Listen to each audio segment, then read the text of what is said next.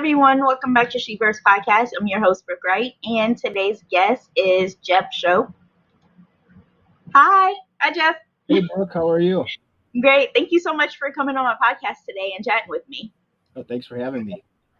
So first, I want to start off by asking you what first got you into the world's largest neo-Nazi group. Well, that's a long story from a long time ago. But growing up, I had learned that my grandfather had fought in the German army during World War II, and I was fascinated with that aspect of our family history, and would always ask him questions about it. And so a lot of times when I start and I share that, people will say, "Well, okay, so your family indoctrinated you, your family brought you into this," which is actually not true. My family tried to discourage me from getting involved. Even my grandfather had tried to discourage me from getting involved in it. But I was fascinated with that. I was not raised to hate anybody. We were not taught racism growing up. It was after joining the movement that came. But it was that original fascination with that family history where I sought out the movement and got involved in it.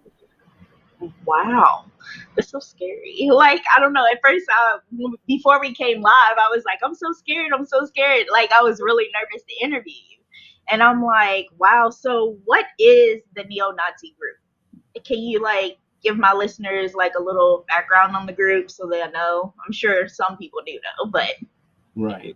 Well, the organization that I was a part of, the National Socialist Movement, was a very old organization that was originally started by members of the original American Nazi Party that went way back into the 1950s. And so that was the organization that I joined. The group would do things like public protests, rallies, passing out literature, things like that, basically to recruit and bring other people into that organization. And of course, it preached hate and racism and things like that, under the guise of saying it was about white rights and about standing up for the country and things of that nature. So most of the people that are involved in it, I tell you now, I'll say now, yeah, it was very hateful. But most of the people that are involved, if you would have asked me when I was involved, I would have said it's not a hate group, it's a white rights organization. So that's the disconnect that a lot of the people have that are in there. But it also varies because each group is different, and some groups are very overtly hateful, where others are it's kind of disguised. So it really kind of varies between the groups. Oh, wow. That's crazy. So none of the people in the group ever got to meet other people, like black people, or they didn't want to associate with anybody that wasn't white at all? Like, talk to them or anything to get to know them? Or most of the people wouldn't. I mean, of course, you'd have different people of different races at your workplaces or things like that for a lot of them.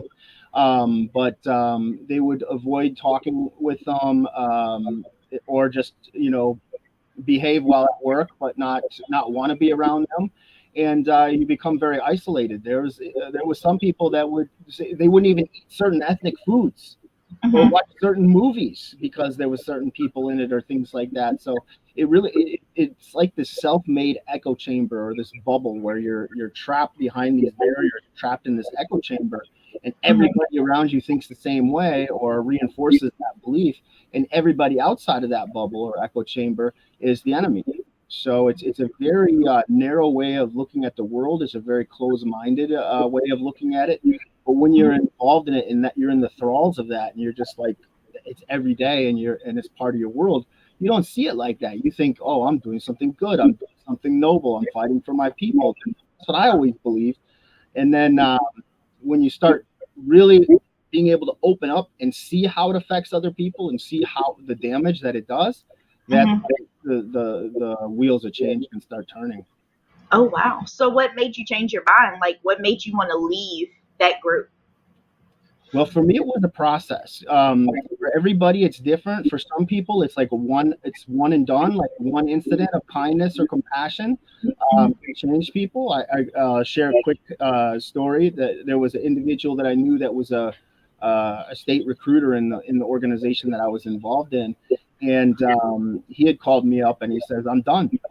I'm done in the movement. This is a guy covered head to toe in tattoos, swastikas, you name it. And he had the ideology all over his body, basically. And he said, he broke down, his car broke down on the side of the road. Nobody would stop to help him because he looked like he is a scary looking guy. A black man stopped, helped him get his car on the road. And he called me up after that and he says, sir, I'm done. I'm out. I'm finished. Oh, wow. I can't reconcile with an act of kindness like that and being involved in something like this. And at the time I was just like, wow, how strange, But then for me, my story, and I have tons of stories like that I could talk for hours about. To answer your question, my story in particular was meeting people of other races as well. It's not that I didn't meet them. Living in Detroit, where I'm at, I had interactions with lots of people of different races. White people are the minority here, so I had lots of different interactions. I feel like Detroit helped in that sense, but really what really got to me was meeting two individuals that one by African-American man by the name of Daryl Davis, who's a musician. He was working on a film, and in my role as the leader of the NSM, a lot of times I would agree to be in documentaries and different films and things like that to speak about, what I believed in and what the group believed in. And meeting Daryl, I felt like, here I'm going to go in, I'm going to challenge him. We're going to, spar back and forth verbally for this film that he was doing. And instead, I made a friend for life. But what it was that he said to me was he had talked to me about why he does what he does. Why does he try to bring people together? Why does he try to heal these divides in the country? And he shared a story about when he was about 12 years old, and he was the only black child in a Boy Scout parade. And during that Boy Scout parade, he was pelted with rocks by white adults. And he had to go home and explain to his parents what happened. And they, but why you all banged up, Daryl? And Daryl says, I think somebody didn't like the Boy Scouts. And his parents had to explain, no, Daryl, that happened because you're black. Right. And he's like, Jeff, for the first time in my life, I thought my parents were lying to me. He says, I didn't believe them before, but that day, I was sure of it. I was sure they were lying to me. He says, because how can someone hate me when they don't even know me? Yeah, when they haven't got to know you. Right? So he says that, and I'm listening to it, and I'm sitting there, I'm picturing the story, as he's explaining it in my mind, and thinking like, how is this child so wise, but also speaking the truth? It's like so true. And then I thought about my own family. What if somebody had done that to one of my kids? Yeah. How would I have handled it? I mean, I can tell you that I handled it with violence, but that was going through my mind. Like, what? How would I feel if the shoes were reversed, if the roles were reversed? How would I feel? But I still didn't leave. I made excuses in my mind. I was like, well, Daryl's a good guy, I like him, but he must be the exception, So you have these disconnects, and but that was the first major seed that was planted for me. And about 6 months, not longer than a year after that, I met a woman by the name of Deeyah, also a filmmaker, and her film White Wright Meeting the Enemy was one of the main characters in that. But meeting Deeyah, I spent quite a bit of time with her. She traveled to rallies with us, doing a lot of filming, and just got to know her as a person. Towards the end of that filming, she had said to me, she says, Jeff, she never said I was wrong, even though I was very wrong, but the way you approached people it makes a big difference. And she goes, Jeff, I want you to know that the ideology that you're a part of, things that you believe in and that you're fighting for, made a little girl feel less than, not wanted, hated, not equal, ugly. And she's just this incredible human being, like Daryl and Deeyah are like my brother and sister today. But hearing her say that, Brooke, I could see the pain in her eyes, on her face. I could feel it like an energy or a vibe in the air. It hit me like a ton of bricks to the chest. And it was like, I can't reconcile with this. Daryl got to me, but what Deeyah said really hit me so hard that I, even her cameraman caught it because he zoomed in on my eyes, and I show that clip a lot of times. I said, look at my eyes in that clip because you can see the change happening literally right there.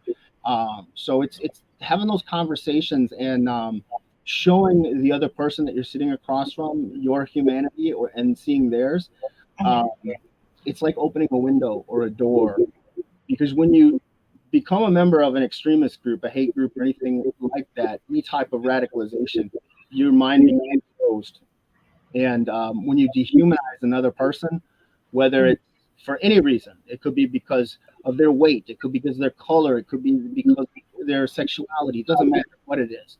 When you do that, you lose your own humanity in the process. Exactly. The good news is that it can be reconnected. And how Daryl and Deeyah approached me, all kinds of people had tried before, my family included. No one could reach me, but what they did made a difference, because I was able to see their humanity and see that. And here, all of a sudden, I'm thinking I'm doing something good and noble, and making people feel that way. And these were just a couple of people that I met. It goes through my head. It's not just them. How many other people? Yeah. Worse, how many other people have been hurt by this idea and by this belief system? And then all of a sudden, you can't reconcile it. So, still didn't leave immediately, but I started the process. So my process was backwards, where I was radicalizing while I was still in. It's better to disengage and then we de-radicalize. But my trip was a little bit backwards in that sense, but I made it out. Yeah, that's good. That's a blessing. It reminds me of my story when I date white men, yes. And so I was in a relationship with a guy, and I would go to his parents' house, and I wouldn't say they treated me bad or anything, but they treated me like I was a worker. Like they would have me babysit their daughter's son. And the dad told me that he did not want us to get married because that would ruin his chances of having a white, redheaded grandchild. And then his mom told me that black people have big lips, big noses, and they always steal. And my mom was like, you have to get away from that family before you get them messed up. She was like, you have to break up with him before you get them hurt. And I'm like, okay. But that was my experience. I didn't know that people really thought that way until I got in a relationship with him. And that was just 3 years ago. Wow. And I'm just like, I was shocked by what they said to me, but that hurt a lot. Yeah, I can imagine. And they're going to say those kind of things to you and then still be like, hey, can you watch the kids or the dog or whatever, ask you to do stuff for them at the same time. I mean, it's like adding insult to injury. Yeah, and then they told me that when I come over their house, they have to hide their valuables because I might steal them. I'm like, well, then why invite me over if you think I will steal? Like, right. It was just terrible. It was really bad. So I had to get out of that relationship. But he ended up marrying a white woman and ended up having a white kid, but they don't have red hair. But that's the karma. right. So I was like, I didn't think that was still alive today. Like I was like, why was they like that towards me for? I didn't give them a reason to be that way. But yeah, that was my experience. My mom was like, some people are like that. You just have to get away from them and hopefully they'll learn. But the thing about it was they were hypocrites because they always went to church. They always preached God. And I'm like, that makes me not want to believe in God if that's what, they are taught, I don't know. But that was my experience. Yeah, I don't, a lot of times, I don't know if that kind of stuff is taught in the church. I don't think so. But I think what happens is a lot of those people, they think by going to church that they can, now they're okay. And whatever terrible things they do and say to people in between time is okay because they ask for forgiveness or something like that. I think that's BS. But, you should just not do those bad things. But who am I to say? I was involved in something for a very long time that I shouldn't have been. But do the right thing. So. Yeah, so since you left there, have you, I wouldn't say gotten any threats, but like, have people said anything? Have they been mad at you and came after you or anything like that? Well, yeah, a lot of people, the way they look at it, the way the movement looks at it, and every group again is different. Some groups will specifically come after people. The group I was in was above ground movement. So like it was doing things legally by the law and stuff like that. So typically they would not come after somebody, but definitely threats and things like that, especially at first, or whenever I'm in the media or things like that, that sometimes threats will come in. But usually it's people saying, "Oh, you're a traitor," things like that. So you could leave and like go do something else in most of the groups, and that's fine. But if you speak out against it, they consider that being a traitor, and they really don't. It's frowned upon, I guess, is one way you could put it. But the way I look at it was, I was involved in something for a long time that a lot of people didn't like, and it was dangerous, in a lot of ways. I'm used to being in dangerous situations. I'm not going to stop speaking out against hate or anything like that out of fear, because I don't have it. I'm not afraid. So, nobody can stop me from speaking out. And I want to encourage others to do the same thing. There's a better life out there for everybody if they're willing to embrace it. Yeah, because you never expect like someone that you hate just because their skin color, they may be the person that helps you. Like when you're stranded, like what you said, or like if they're in a life or death situation, then you never know. Like, definitely. So, so your story kind of reminds me of American History X, how he was helped and then changed. But yeah, so what does your family think about you getting out of it? Are they happy? Are they? Well, around the time when I was getting out, a lot of my family passed away. It seemed like it felt like death kind of just came and visited our family and was taking one after another. So right before I left, I lost both my grandmother and grandfather, my mother, my dogs died around that time. It was just like one thing after another. But my father's still around, and he's been very, very supportive of the work I'm doing and speaking out. And so the family that I have left, is very supportive and very proud of me for changing my life. I'm sure they thought there was no way they would ever come, because they tried everything, Brooke. They tried absolutely everything to reach me, and it did not get through. Wow. How long was you in there for? I did see like 1994. That was a long time ago. But when did you get out? 27 years. Oh wow. 25. Oh, wow. Yeah, 25 at the leaders at the national leader position, and like about 27 total. Yeah. Oh wow. Oh my God. I'm surprised that you changed. Like being in there so long. Oh wow. So you know what? There's others though. There's another guy that I worked with, and I knew him for a long time. He had been in the Klan and the Ku Klux Klan since like the 1980s. This guy goes way back, and he left the movement. I want to say, I don't know if it was right before me. It was around that time. I think it was a little before me, but I didn't hear from him immediately.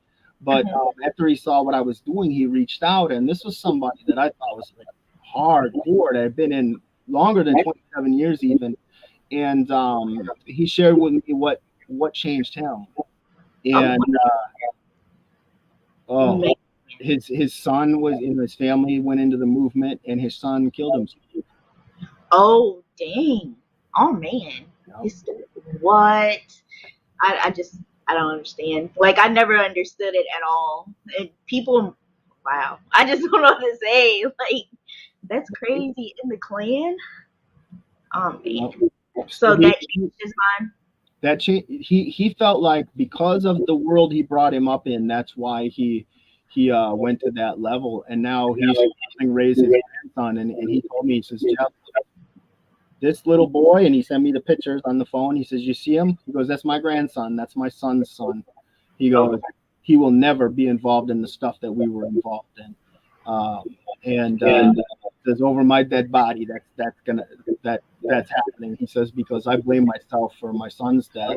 And, so he's looking after his grandson. And he tried to tell me about at least 10 times. He's like, I promise you I'm out. I said, brother, I know you. I've known you for years. You tell me you're out. You don't have to convince me of it. I believe you. I know you. I know what kind of person you are. So, so anybody, I feel like just about anybody's capable of change. Hopefully, it doesn't have to take something like that. But that's one of the more sadder stories I have. For me, it was just meeting the right people that showed me their humanity, and then I was able to see it. So, or the guy I mentioned that broke down on the side of the road, just one act of kindness is all it took for him. So it's things like that. You can't always expect it with the snap of a finger, but if someone's planting those seeds of kindness and compassion, it really helps. So can you tell my listeners a little bit about Beyond Barriers? What made you want to create that, and what it's about? Sure. Yeah. So, so when I got out of the movement, I didn't have a lot of support. I had almost no support.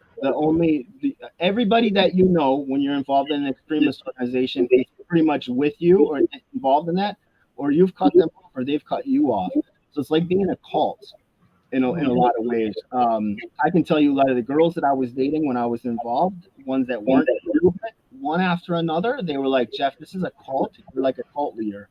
And I'm thinking, why am I picking all these bad girls that keep saying these dumb things?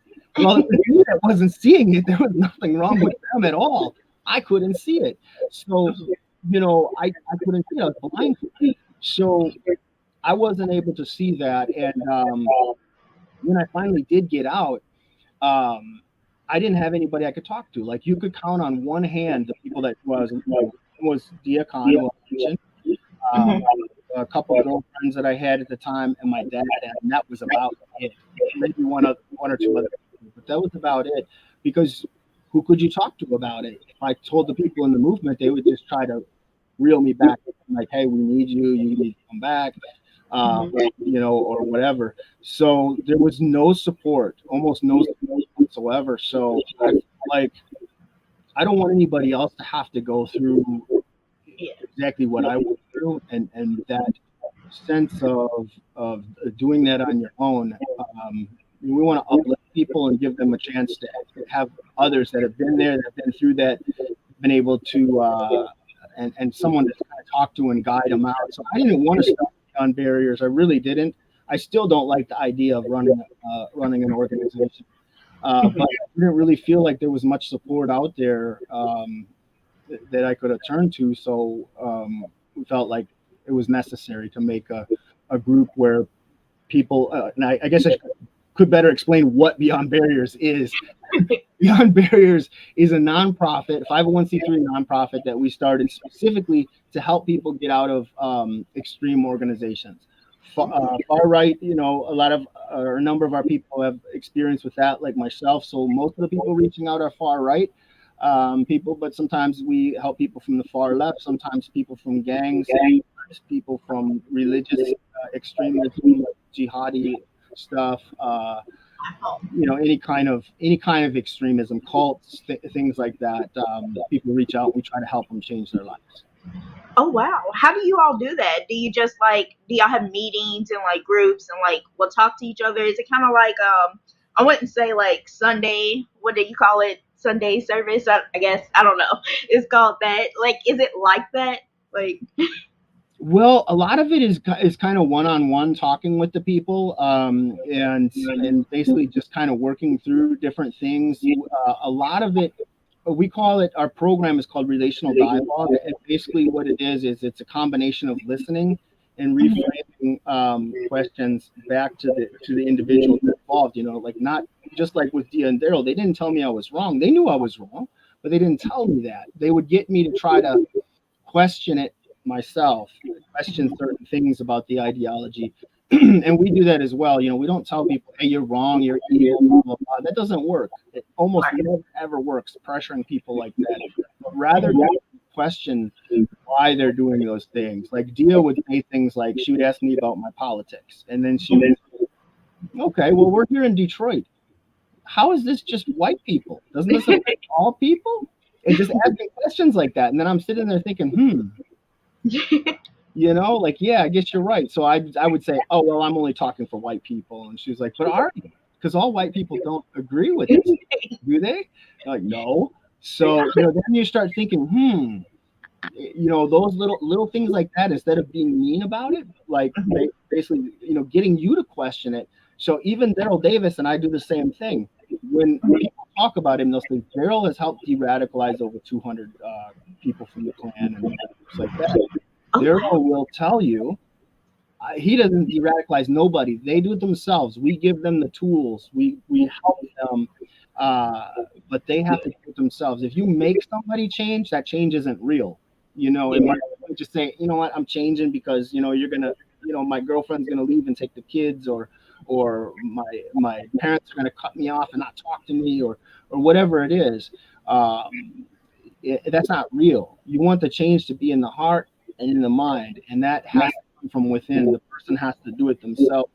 So we give them the tools to try to help show them that, and then when they start questioning it, you work through that with them. And there's different methods, but I feel like that is by far the most effective method. We've had the most success with that method, and lasting change too. Not just change for a little bit and then change back to the way they were, but like a real lasting change. Oh, wow. So how can my listeners get involved with your foundation or nonprofit? How could they get involved with it or reach out for help? So if someone needs to reach out for help, we just we encourage them to go to our website. We have a phone number there where they can call in or email in, and then someone from the group will reach back out to them and talk with them. And as far as other folks, once in a while we got people asking volunteer opportunities. We need people that can do writing, people that can do graphics, people that want to, even if you don't have any of those skills, if they just want to promote our stuff out on social media or get it out there. We don't have the funds to advertise or anything. We're all volunteers at this point. So whatever people can do that's going to help us spread the message and get it out there, the more people we can reach. So anybody can do that. It doesn't have to be a skilled individual. Or of course, we take donations and things like that too. So there's always something that people can do to try to make a difference. And we're reaching people, making a difference. And the more the better. Yeah, I definitely like the sound of that. Like, I feel like it could go like to all 50 states, like 52 states, I guess. But I feel like it can reach all the states. And then can you only have people just in Detroit helping people, or do you have them in different states as well?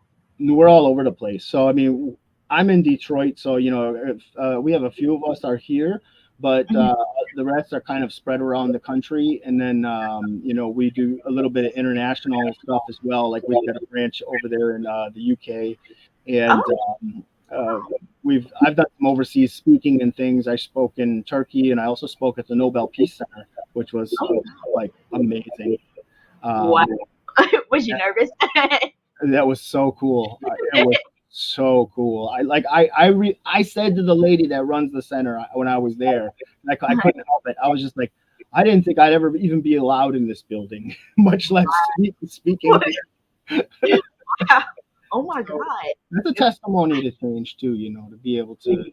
And to this day, I also work with the Simon Wiesenthal Center, which is a Jewish human rights organization. And those were the Jewish people were the ones that I vilified the most when I was involved. So it was really meaningful to be able to work with their community, and I do a lot of work with the Jewish community. Wow. I want to thank you so much, Jeff, for being a guest on my podcast, and thank you so much for sharing your story. And I hope it gets around to everyone, and hopefully help. Thank you so much for having me. It's been an honor and a pleasure to meet you, and you keep up the amazing work you're doing with this podcast. Thank you so much. You have a great day. Bye. Thank you all so much for listening to my podcast. If you would like to be a guest on my podcast, you can email me at sheblurbs@yahoo.com, and we can chat. This is Jeff, who I interviewed, and if you have any more questions, I've linked his website below if you would like to get involved with a nonprofit. Thank you. Bye.